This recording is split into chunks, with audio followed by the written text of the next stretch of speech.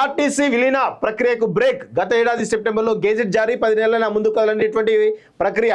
కార్మికులు, ఉద్యోగుల్లో పలు సందేహాలు, బకాయిలతో యాజమాన్యం ఉక్కిరి బిక్కిరి. మళ్ళా ఆర్టీసీ యొక్క సమస్య తెరపైకి వస్తూనే ఉన్నది. ఆర్టీసీని ప్రభుత్వంలో విలీనం చేసేటువంటి ప్రక్రియ ఎక్కడికక్కడే నిలిచిపోయింది. గత ప్రభుత్వంలో ప్రారంభించినటువంటి ప్రక్రియ ఎన్నికల కారణంగా ఆగిపోగా నూతన ప్రభుత్వంలోనూ ఒక్క అడుగు ముందుకు పడలేదు. నెలలు గడుస్తున్న ఆర్టీసీ విలీనంపై రాష్ట్ర ప్రభుత్వం నుంచి ఎలాంటి ప్రకటన వెలువడకపోవడం, సంబంధిత చర్యలే ముందుకు సాగపోవడంతో ఉద్యోగ వర్గాల్లో రకరకాల సందేహాలు వ్యక్తమవుతున్నాయి. వాస్తవానికి ఎన్నికల ప్రచారంలో ఆర్టీసీ సంబంధించి కాంగ్రెస్ పార్టీ 2 హామీలు ఇచ్చింది. అందులో ఒకటి ఉచిత బస్సు ప్రయాణం సౌకర్యం కాగా అధికారులకు వచ్చిన వెంటనే అమల్లోకి వచ్చింది. ఇక రెండోది ఆర్టీసీ ప్రభుత్వంలో విలీనం చేసే ప్రక్రియ కాగా ఇది మాత్రం ఎక్కడ వేసిన గొంగడి అక్కడే నచ్చందంగా ఉంది.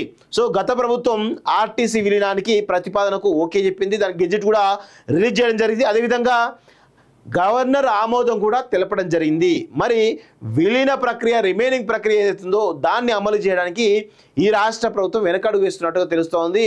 మరొకసారి ఆర్టీసీ కార్మికులు కానీ ఆర్టీసీలో ఉన్నటువంటి ఉద్యోగులందరూ కూడా రోడ్డుపైకి వచ్చేటువంటి అవకాశం అయితే కనబడుతోంది. సమ్మె దిశగా వాళ్ళు కూడా సమ్మెలు చేసేటువంటి అవకాశం అయితే చాలా స్పష్టంగా కనబడుతోంది. వాళ్ళు కూడా రోజు డిమాండ్ చేస్తూ ఉన్నారు, చర్చలు చేస్తూ ఉన్నారు. అయినప్పటికీ కూడా ప్రభుత్వం నుంచి కనీస స్పందన కూడా కరువైపోయింది. సో వాళ్ళు కూడా నేడో రేపో ఖచ్చితంగా రోడ్డు ఎక్కేటువంటి అవకాశం అయితే కనబడుతూ ఉంది.